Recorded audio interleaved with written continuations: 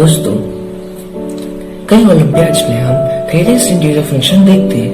क्या होता है कि हमें एक पूरा क्वेश्चन दिया होता है और उस क्वेश्चन में लास्ट में जो आंसर निकालते हैं हम उसे हमें ग्रेटेस्ट इंटीजर फंक्शन अप्लाई कर देना होता है। कई ओलंपियाड्स में सिर्फ आंसर इंटीजर में लिखा जाए, इसके लिए हम ग्रेटेस्ट इंटीजर फंक्शन निकालते हैं। ग्रेटेस्ट इंटीजर फंक्शन निकालने का एक बहुत ही आसान सा तरीका है। सबसे पहले हम सोच लेते हैं ग्रेटेस्ट इंटीजर फंक्शन होता क्या है। ग्रेटेस्ट इंटीजर फंक्शन उसके नाम में ही उसका मतलब छुपा हुआ है। पहला जो ग्रेटेस्ट मतलब कि सबसे बड़ा से बड़ा, इंटीजर मतलब कि कोई भी नंबर 1 2 3 और -1 2 3 और 0 इस तरीके से, और वो एक फंक्शन है जो अप्लाई होता है चीजों पे।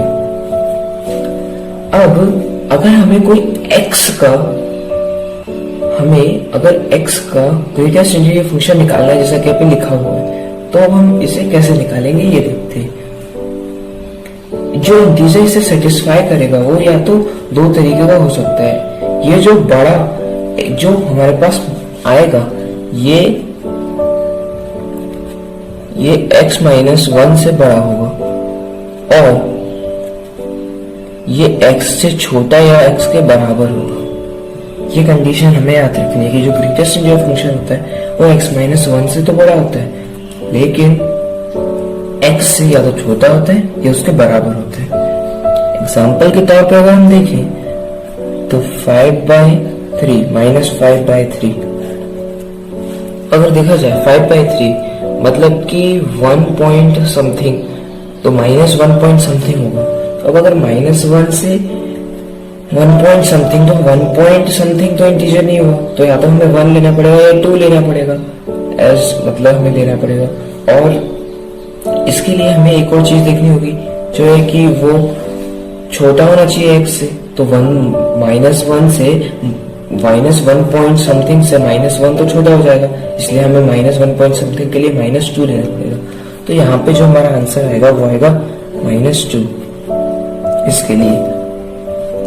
अब जैसे देखते हैं √3 अगर हमने इंटीजर फंक्शन के अंदर डाली है तो √3 की वैल्यू जैसे आपको पता है 1.732 होती है दोस्तों। तो 1.732 इस अगर इंटीजर फंक्शन के अंदर डाल दिए तो उसकी वैल्यू 1.732, ये तो इंटीजर का मतलब नहीं हुआ, तो हमें या तो 1 लेना है या 2 लेना है।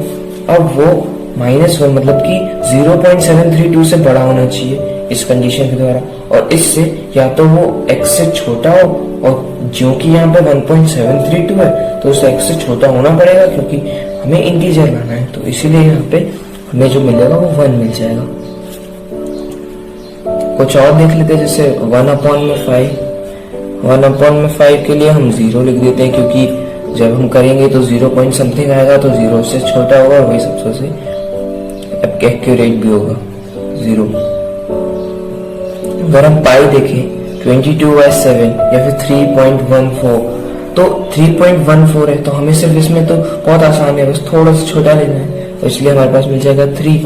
हर बार इंटीजर लाने की कोशिश करना है। और यहाँ पे थोड़ा सा ट्विस्ट आता है कि अगर पाई प्लस का था, अब यही पाई अगर माइनस में हो तो हमारे पास क्या आंसर आता है। बहुत ही सिंपल है, 3.14 है तो उससे हमें छोटा लेना है, और -3.14 से छोटा तो -4 हुआ, और इसलिए हमें -4 लेना पड़ेगा, और ये हमारे पास -4 आ जाएगा।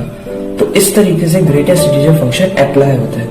और ग्रेटेस्ट इंटीजर फंक्शन की कुछ जनरल प्रॉपर्टीज हैं, जैसे कि एक प्रॉपर्टीज मैं आपको बता देता हूँ, स्टार मार्क करके आप नोट कर सकते हैं। वो है कि अगर ग्रेटेस्ट इंटीजर फंक्शन के अंदर x है प्लस -x है, तो इसका आंसर हमारे पास 2 ही आ सकते हैं। किसी भी कंडीशन पे 2 आंसर आएंगे हमारे पास। पहला आंसर होगा या तो -1 होगा या 0 होगा। -1 होगा जब x